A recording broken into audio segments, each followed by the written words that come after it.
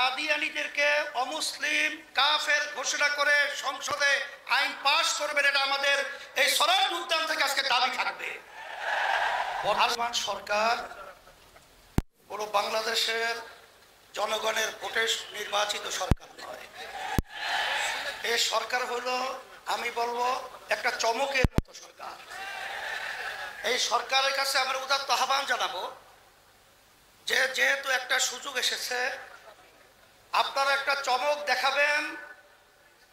আজকে কাদিয়ানীদেরকে অমুসলিম কাফের ঘোষণা করে সংসদে আইন পাশ করবেন, এটা আমাদের এই সরাসরি উদ্যান থেকে আজকে দাবি থাকবে।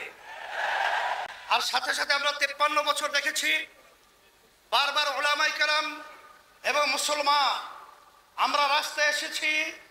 বহু দেশের মধ্যে কাদিয়ানীদেরকে অমুসলিম ঘোষণা করা সরকারিভাবে রাষ্ট্রীয়ভাবে হয়েছে, কিন্তু আমরা তাদের থেকে বারবার আসার পরেও তাদের থেকে অমুসলিম ঘোষণা আমরা পাই নাই। আমরা দুঃখিত। এর জন্য আমি সকল উদাত্ত আহ্বান জানাবো, 5ই আগস্টের পরে বাংলাদেশের ভিতরে ইসলামের উত্থানে একটা সুযোগ এসেছে।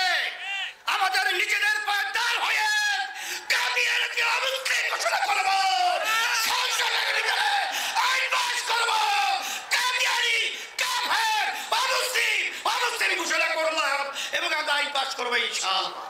সর্বোচ্চ আহ্বান জানিয়ে আপনাদের সকলকে সুস্বাস্থ্য কামনা করে শেষ করছি।